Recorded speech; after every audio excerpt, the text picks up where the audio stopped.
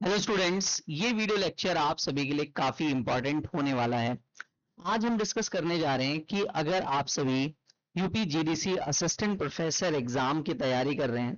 Means का exam आप सभी को पता है हो चुका है। 31 मई को एग्जाम कंप्लीट हुआ था।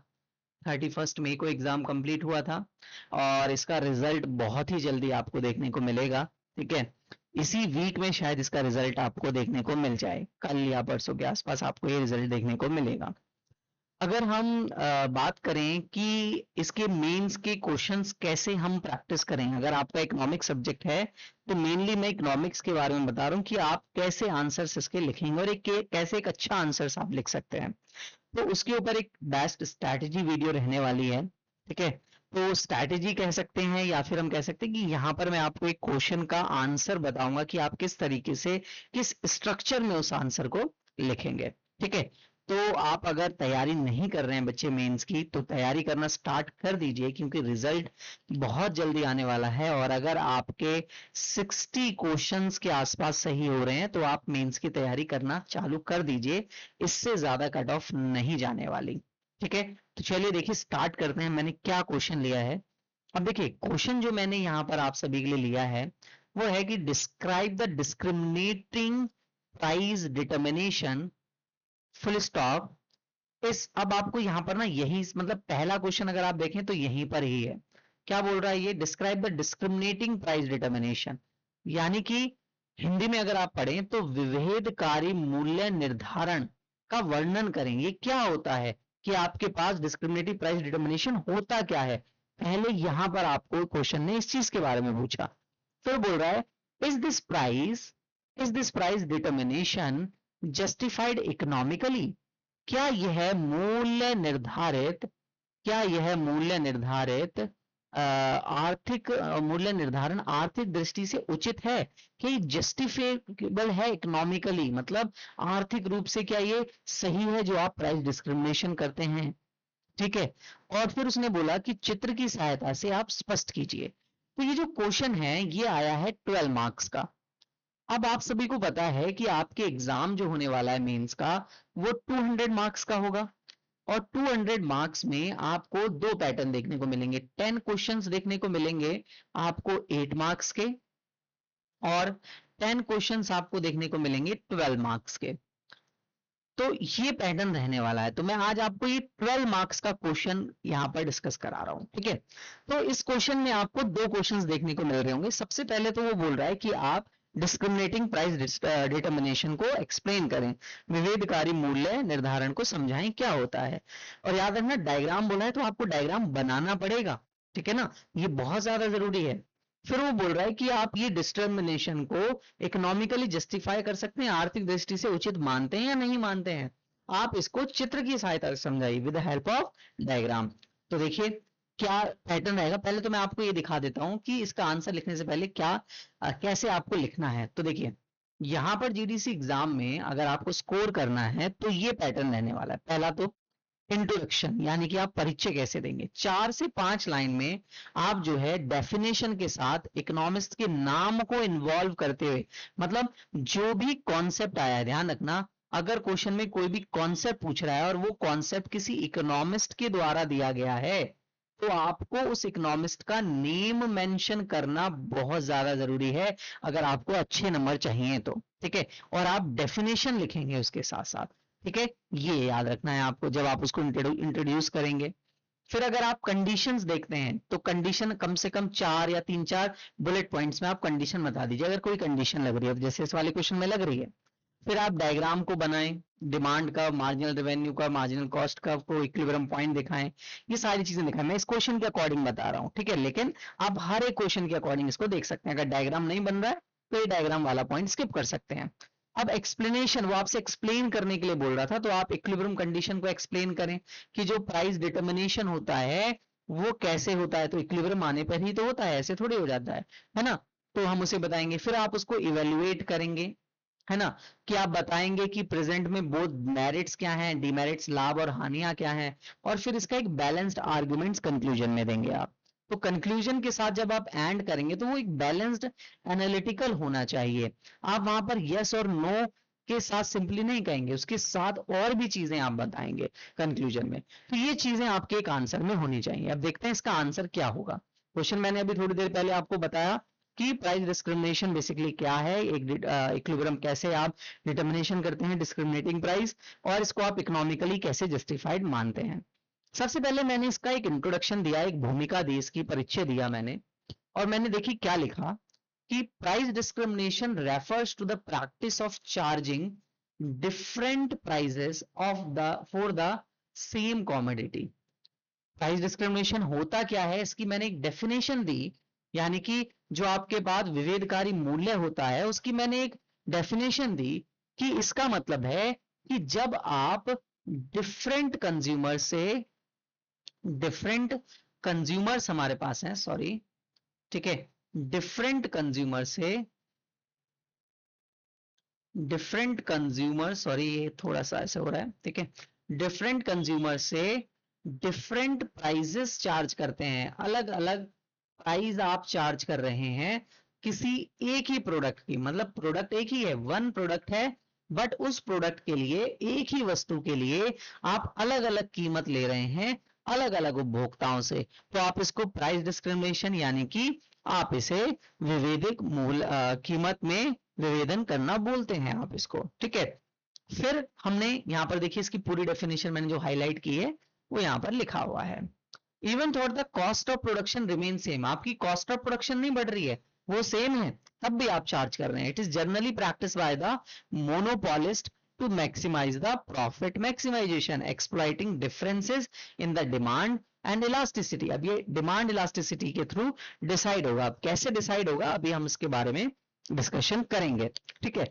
तो आपने यहां पर एक इंट्रोडक्शन दिया कि क्या होता है और कौन करता है, देखिए कौन करता है, मोनोपोलिस्ट करता है, मतलब एकाधिकार करता है। हिंदी में भी हम इसको एक बार पढ़ लेते हैं कि विभेदकारी मूल्य निर्धारण वह स्थिति है जिसमें एकाधिकार विक्रेता एक ही वस्तु को विभिन्न उपभोक्ताओं अथवा विभिन्न बाजारों में अलग अलग मूल्य पर बेचता है, जबकि उत्पादन लागत समान रहती है, सेम प्रोडक्शन कॉस्ट है, और इसका मूल्य मुख्य उद्देश्य उपभोक्ता अधिशेष जो कंज्यूमर सरप्लस आ रहा है, जो एक्स्ट्रा कंज्यूमर को बेनिफिट मिल रहा है, वो पूरा का पूरा अधिकतम भाग प्राप्त करना है, जिससे वो उसका अपने लाभ को अधिकतम अर्जित कर पाए, ठीक है। यहां पर मैंने हिंदी में थोड़ा सा और एक्स्ट्रा कुछ चीजें स्पष्ट करने के लिए यहां पर लिखी हुई है।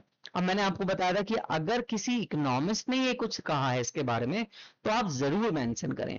तो मैंने यहां पर देखिए क्या लिखा है, according to the Joan Robinson price discrimination is the sale of same commodity at a different prices where the price differs is not due to the differences in the production cost।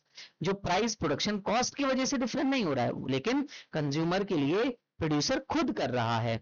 जब एक उपभोक्ता वस्तु की समान लागत होने पर भी विभिन्न उपभोक्ताओं या विभिन्न बाजारों में अलग अलग कीमतों पर बेचता है तो उसे विभेदकारी मूल्य निर्धारण कहते हैं, प्राइस डिस्क्रिमिनेशन कहते हैं। देखिए ये इसका एक इंट्रोडक्शन दिया मैंने शॉर्ट सा, 12 मार्क्स का है, ज्यादा बड़ा आपको नहीं लिखना है क्योंकि आपको 20 क्वेश्चंस 3 घंटे में सॉल्व करने हैं, तो ज्यादा लिखने मत बैठिए किसी भी क्वेश्चन के लिए। वर्ड लिमिट है 200 वर्ड्स से ज्यादा मत लिखिए आप, है ना, 200 250 वर्ड्स मैक्स टू मैक्स, इससे ज्यादा नहीं लिखना है। अब देखिए कंडीशंस हैं हमारे पास कि प्राइस डिस्क्रिमिनेशन की कंडीशन क्या है, शर्तें क्या है। तो आपको पता है कि प्राइस डिस्क्रिमिनेशन जब है जब मोनोपोली पावर हो, यानी कि आपके पास एकाधिकार शक्ति हो, आप ही उस मार्केट में सिंगल सेलर हो, तब बहुत इजीली हो जाता है। Segment, market can be segmented या सेपरेटेड, मतलब मार्केट का आप अलग अलग भागों में बांट सकते हैं तो हो सकता है। रीसेल कर सकते हैं यानी कि दोबारा से आप उनको बेच सकते हैं, ठीक है, लेकिन सॉरी नॉट पॉसिबल, ये होना संभव नहीं होगा क्योंकि जब आप रीसेल करेंगे तो प्राइस डिस्क्रिमिनेशन नहीं हो सकता। मतलब जो प्रोडक्ट आप बना रहे हैं, जो भी प्रोडक्ट आप बना रहे हैं, वो प्रोडक्ट दोबारा से रीसेल नहीं होना चाहिए, क्योंकि अगर ये रीसेल होगा तो आप ज्यादा प्राइस चार्ज नहीं कर पाएंगे या आप डिफरेंट प्राइसेस चार्ज नहीं कर पाएंगे डिफरेंट कंज्यूमर से, तो आप ऐसा भी नहीं हो सकता। फिर price elasticity of demand different across market, अलग अलग मार्केट में इलास्टिसिटी ऑफ डिमांड अलग अलग होनी चाहिए। अब इसको हम डायग्राम से समझेंगे, है ना, इसलिए मैंने इसको अभी होल्ड पे रखा हुआ है। जैसे अगर आपको पता हो तो हमें पता है कि जो मोनोपोली मार्केट होता है वहां पर इलास्टिसिटी ऑफ डिमांड, यानी डिमांड कर्व जो होता है आपका, वो डिमांड कर्व थोड़ा सा इनइलास्टिक होता है। इनइलास्टिक डिमांड कर्व यानी कि बेलोचदार मांग देखने को मिलता है, क्योंकि यहां पर कीमतों में परिवर्तन ज्यादा होता है। देख सकते हैं प्राइस है, प्राइस में चेंज यहां पर ज्यादा होता है, और चेंज इन क्वांटिटी कम होता है। यहां पर क्वांटिटी है तो चेंज इन क्वांटिटी कम होता है, चेंज इन प्राइस ज्यादा होता है, इसलिए आप उसको इनइलास्टिक बोलते हैं, बेलोचदार बोलते हैं। तो ऐसा मोनोपोली मार्केट में होता है। क्यों होता है? क्योंकि वो जो है प्रॉफिट गेन करना चाहता है। पर जब आप मोनोपोलिस्टिक में चले जाते हैं तो आपके पास ये ऐसा नहीं होता। अभी हम डायग्राम बनाएंगे, वहां पर अच्छे से समझेंगे। ठीक है, अब आप देखें कि price discrimination under price determination under price discrimination कैसे होगा, कि विभेदकारी मूल्य का निर्धारण कैसे होगा, कैसे आप प्राइस डिसाइड करेंगे। तो suppose a monopolist sell the same product in two separate markets, market A and market B. Market A जो है वो लेस इलास्टिक है, मार्केट बी जो है मोर इलास्टिक है। याद होगा मैंने अभी भी आपको लेस इलास्टिक का मतलब बताया, जिसको आप इन इलास्टिक भी बोलते हैं। लेस इलास्टिक यानी कि आपका कम लोचदार का मतलब है, कम लोचदार या इन इलास्टिक का मतलब क्या होता है कि जब change in Q is less then change in P होता है, मांग में परिवर्तन कम होगा और कीमत में परिवर्तन ज्यादा होगा। बट जब मोर इलास्टिक यानी कि आप लोचदार के बारे में बात करते हैं तो delta Q is greater than delta P होगा, तब ऐसा होगा। ठीक है, ये ध्यान रखना है आपको। The monopolist first determines the total output. कैसे करेगा? वो मार्जिनल कॉस्ट को कंबाइन करेगा मार्जिनल आपके पास कंबाइंड मार्जिनल रेवेन्यू से। मार्जिनल रेवेन्यू टोटल वाली एमआरटी जो मैंने लिखा है यहाँ पर, वो मैंने मार्जिनल रेट ऑफ ट्रांसफॉर्मेशन नहीं लिखा है, वो मैंने लिखा है कि ये दोनों बाजारों की संयुक्त सीमांत आय है, यानी कि दोनों बाजारों का टोटल एमआर है। तो यहां पर ये कैसे निकाला हुआ है? ये यहां पर निकाला जाएगा कि M R of A plus M R of B equals to M R T, equals to M R T. यहां पर कहा गया marginal revenue total combined form में। And output is allocated between the two markets, दो बाजारों के बीच में आप इसको बांटते हैं उत्पादन को। तो मार्जिनल रेवेन्यू एक की, मार्जिनल रेवेन्यू दूसरे फर्म की बराबर होनी चाहिए जो आपको कॉस्ट आ रही है, जो आपको सीमांत लागत आ रही है। इसको आप क्या बोलेंगे? मार्जिनल कॉस्ट, सीमांत लागत है ये आपकी। ठीक है, क्लियर है? और ये आपकी सीमांत आय है, एमआर सीमांत संप्राप्ति है। Finally price are determined from the respective demand curves. तो higher prices is charge in the market of inelastic. अभी अभी मैंने आपको थोड़ी देर पहले कंडीशन बताई थी कि जब इनइलास्टिक होगा तो change in Q is less then change in P, यानी कि प्राइस में ज्यादा चेंजेस होंगे, बट लोअर प्राइस चार्ज करा जाएगा जहां पर इलास्टिक डिमांड होगी, मोर इलास्टिक, यानी कि delta Q is less than delta P. Change in price कम होगा। चेंज इन प्राइस कम होने का मतलब है कि आप प्राइस लोअर चार्ज करेंगे, कम से कम चार्ज करेंगे।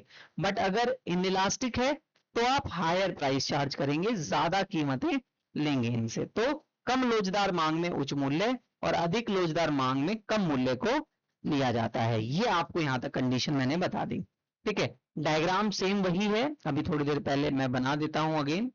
ये आपके पास एम आर ले लिया मैंने एक मार्केट का। ठीक है, मान लें ये M R of A market. ठीक है, फिर आपका सेकंड मार्केट ये ले लिया मैंने M R of B market. दोनों को मिलाकर आपके पास किस टाइप का आने वाला है, किस टाइप की आपकी एमसी होने वाली है, किस टाइप का आपका एमआर होने वाला है, यहां पर उसका इक्विलिब्रियम पॉइंट आ जाएगा। आप इस तरीके से डायग्राम में शो कर सकते हैं। ठीक है, क्लियर है? Is the price discrimination economically justified? क्या प्राइस डिस्क्रिमिनेशन इकोनॉमिकली जस्टिफिएबल है या नहीं है? ठीक है, और अच्छा मैंने अभी ना यहाँ डायग्राम में आपको ये वाला सेकंड डायग्राम नहीं बताया, मतलब थोड़ा सा और अच्छे से बता देता हूँ। वैसे मैंने बता दिया है, मैं थोड़ा अगले पेज पे चलता हूँ। देखिए, अभी मैंने आपको बताया कि एक मार्केट है जहां पर आपको लेस इलास्टिक है, एक मार्केट है जहां पर आपको मोर इलास्टिक देखने को मिल रहा है। अब ये लेस इलास्टिक कैसे है? अगर आप देखें यहाँ पर, तो ये है आपका डेल्टा क्यू और ये है आपका delta P, change in P. और अगर आप यहां पर देखें इस मार्केट में, तो ये है आपका delta Q and this is our delta P. तो आप इसमें देख सकते हैं कि delta P is greater than delta Q. इस वाले में आप देख सकते हैं कि delta Q is greater than delta P. तो ये जो मार्केट है, ये मार्केट है आपका इलास्टिक वाला मार्केट, मोर इलास्टिक या इलास्टिक लोचदार वाला। और ये जो मार्केट है आपका वो है लेस इलास्टिक या फिर इन इलास्टिक, ये आपका इन इलास्टिक या लेस इलास्टिक वाला मार्केट हो जाएगा। ठीक है, तो दोनों डिफरेंट डिफरेंट मार्केट हैं, दोनों डिफरेंट मार्केट में क्या प्राइसेस होंगे। अब ये क्या करेगा, ये बोलेगा कि भाई हमारे पास जो इन इलास्टिक मार्केट है, मैं यहाँ तो हायर प्राइस चार्ज करूंगा, हायर प्राइस चार्ज करूंगा। और जो आपका लेस मोर इलास्टिक मार्केट है, यहां पर मैं लोअर प्राइस चार्ज करूंगा। लोअर प्राइस चार्ज क्यों करूंगा कि ये हाईली इलास्टिक मार्केट है, यहां पर थोड़ा सा चेंज होने पे डिमांड ज्यादा होती है। तो ऐसा आपको मोनोपोलिस्टिक कंपटीशन मार्केट में देखने को मिलता है। बट जो मैंने पहला डायग्राम बनाया है वो डायग्राम मोनोपोली का है। समझ रहे होंगे आप फुली मेरी बातों को। ठीक है, आगे हम बात करते हैं। ये डायग्राम हमारे पास हो गया। अब बात करते हैं सेकंड पार्ट की। अभी तक हमने फर्स्ट पार्ट को कवर किया, सेकंड पार्ट की बात करते हैं। Is the price discrimination economically justifiable है या नहीं है। आपके पास जो विभेदकारी मूल्य निर्धारण है वो आर्थिक दृष्टि से उचित है भी या नहीं है। तो आप सबसे पहले इसके पक्ष में कुछ तर्क देंगे, इसके आर्ग्यूमेंट्स देंगे इन फेवर, और फिर आप इसके विपक्ष में यानी कि अगेंस्ट में इसके फेवर, मेरिट्स और डिमेरिट्स जो मैंने अभी आपको बताए। तो संसाधनों का अधिकतम उपयोग होता है, ये फेवर में आप देंगे इसके, कि जब प्राइस डिस्क्रिमिनेशन होगा तो एफिशिएंट यूटिलाइजेशन होगा रिसोर्सेस का, आप रिसोर्सेस को ज्यादा यूज कर पाएंगे, क्योंकि कम वाले मार्केट को कम प्राइस में चीजें मिल जाएंगी, ज्यादा जो ले सकता है वो ज्यादा प्राइस पे तो खरीद ही लेगा। ठीक है, expand output and several different income groups, तो आउटपुट बढ़ाया जा सकता है, मतलब उत्पादन और बिक्री में वृद्धि हो सकती है, किसके अनुसार, जिसकी जैसी इनकम है उसके अनुसार हम उस चीज को कर सकते हैं। अब ये जो है वो किसमें किया जाता है प्राइस डिस्क्रिमिनेशन, ये इलेक्ट्रिसिटी में हो सकता है। ठीक है, आपका इलेक्ट्रिसिटी में हो सकता है, रेलवे, एजुकेशन, इनमें आपको जो है वो ज्यादा देखने को मिलता है।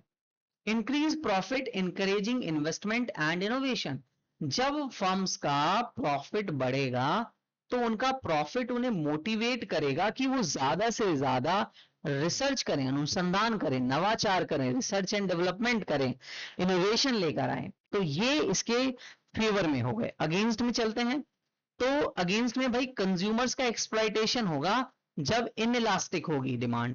तो अगर ऐसा प्रोडक्ट है जहां पर इनइलास्टिक डिमांड है तो उन्हें हायर प्राइसेस देने पड़ेंगे, ज्यादा कीमत देनी पड़ेगी, तो ये उनके लिए नुकसान है। उनका कंज्यूमर सरप्लस मतलब उपभोक्ता का जो अधिक्य है, जो अधिशेष है, वो पूरा कम लेके चल, पूरा कम हो जाएगा, मतलब पूरा एक्सप्लॉइट कर लिया जाएगा by the monopolist firm, monopolist seller, उसके द्वारा पूरा का पूरा कंज्यूमर सरप्लस ले लिया जाए, कंज्यूमर के पास कुछ नहीं बचेगा, कोई सेविंग नहीं कर सकता कंज्यूमर। फिर नेक्स्ट आता है कि क्रिएट्स इनइक्वालिटी अमंग्स कंज्यूमर्स, ये असमानता लेकर आता है, असमानता लेकर आएगा, इनइक्वालिटी लेकर आएगा। क्यों? क्योंकि जब आप अलग अलग कंज्यूमर से अलग अलग प्राइसेस चार्ज करेंगे तो कहीं ना कहीं कंज्यूमर्स के मन में एक दूसरे के प्रति या इनइक्वालिटी क्रिएट होगी, बेसिकली असमानता क्रिएट होगी। Many strength monopoly power and reduce the competition, और जब इससे मोनोपोली पावर बढ़ेगी और कंपटीशन कम होगा तो कहीं ना कहीं बाजार में चीजें जो है वो बहुत महंगी होते चली जाएंगी और जो आम आदमी है उसके पहुंच से बहुत दूर होते चली जाएंगी ये चीजें। ठीक है, होपफुली सभी को समझ में आ रहा होगा। तो हमने सेकंड वाले क्वेश्चन को, देखिए मैं क्वेश्चन एक बार और दिखा देता हूं आप सभी को, क्वेश्चन एक बार और शो कर देता हूं मैं। ठीक है, रुक जाइए, थोड़ी देर रुकेंगे।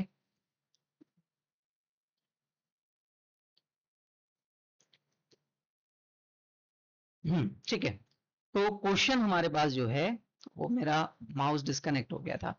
यहां पर अगर आप देखें तो पहला वाला क्वेश्चन हमने आंसर दिया, फिर उसके बाद में दिया कि प्राइस डिस्क्रिमिनेशन जस्टिफिएबल है, यानी आर्थिक रूप से उचित है या नहीं है, इसको हमने कर दिया। अभी हम इसको कंक्लूड और करेंगे, इसको हम भी कंक्लूड भी करेंगे, इसका कंक्लूजन भी देंगे। अब देखिए कंक्लूजन बहुत क्लियर होना चाहिए, निष्कर्ष जो होना चाहिए वो बहुत क्लियर होना चाहिए। Price discrimination follow the equilibrium condition, कब होगी इक्विलिब्रियम कंडीशन, जब ये होगा, संतुलन तब आएगा।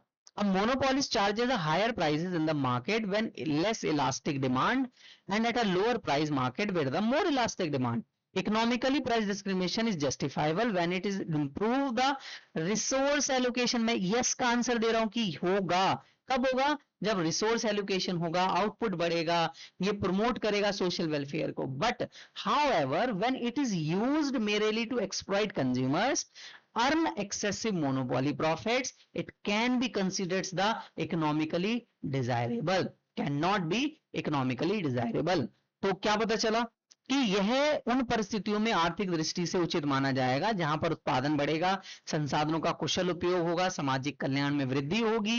लेकिन यह उसमें नहीं माना जाएगा जब केवल उद्देश्य उपभोक्ता का शोषण करना हो, एकाधिकार लाभ बढ़ाना हो। यह आर्थिक एवं सामाजिक दृष्टि से उचित नहीं माना जाएगा। तो यहां पर मैंने यस के लिए भी आंसर दिया और नो के लिए भी आंसर दिया। इट मींस मैं किसी एक पक्ष में नहीं गया।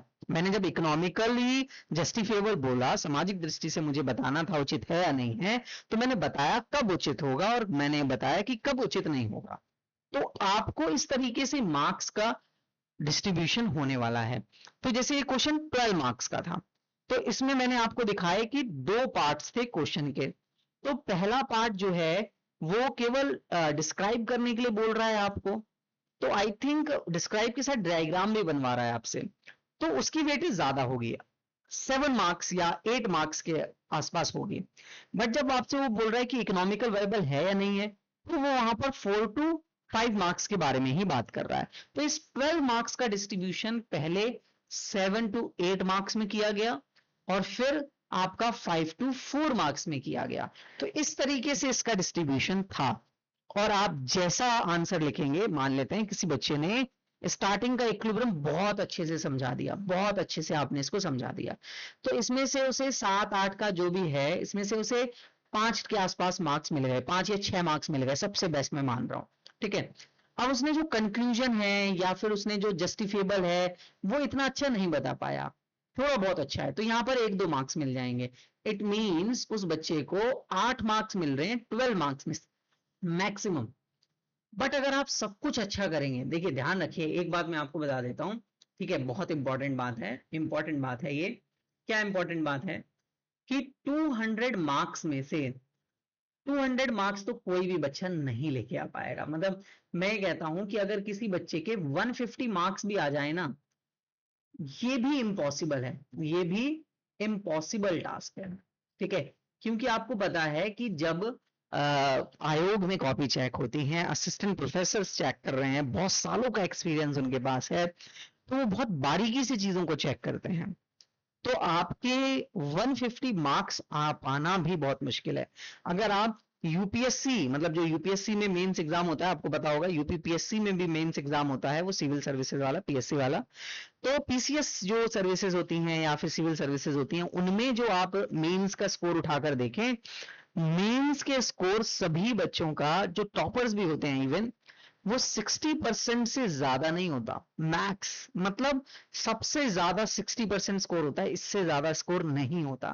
तो अगर मैं 60% फॉर सेफर साइड मान के चलूं, तो 200 मार्क्स में से अगर आप 120 मार्क्स स्कोर करते हैं बच्चे, तो आप बहुत ही अच्छा कर रहे हैं, बहुत ज्यादा अच्छा कर रहे हैं। और अगर आप 12 मार्क्स में से हर एक क्वेश्चन में 8 to 9 मार्क्स ले पा रहे हैं, तो इससे अच्छी बात आपके लिए नहीं हो सकती। बहुत अच्छा आप आंसर्स रिटर्न कर रहे हैं, इससे ज्यादा आपकी कट ऑफ कभी नहीं जाएगी। ठीक है, 120 से ज्यादा मुझे नहीं लगता जा सकती है। ठीक है, किसी भी एग्जाम की, कोई सा भी, मैं इकोनॉमिक्स की बात कर रहा हूं कि किसी भी एग्जाम की ले लें आप, किसी भी एग्जाम की इससे ज्यादा नहीं होने वाली। तो होपफुली आप सभी को आज का ये जो लेसन है वो मेरे द्वारा जो बताया गया वो काफी अच्छा लगा हो, मे भी शायद। अगर अच्छा लगा हो, वीडियो देखने के लिए धन्यवाद। अगर आपको इसी तरीके से और भी इंफॉर्मेटिव वीडियोस चाहिए, आपको पढ़ना है, तैयारी करना है मेरे साथ, तो चैनल को सब्सक्राइब जरूर कर लीजिएगा, वीडियो को लाइक जरूर कर दीजिएगा अच्छी लग रही है तो, और आप अपना कमेंट करके बताइए कि आपको आंसर राइटिंग में क्या प्रॉब्लम्स फेस हो रही हैं। उन प्रॉब्लम्स का सोल्यूशन हम जल्द से जल्द निकालने के ऊपर फोकस करेंगे। चलिए स्टूडेंट्स, नेक्स्ट वीडियोज में मिलते हैं। Thank you.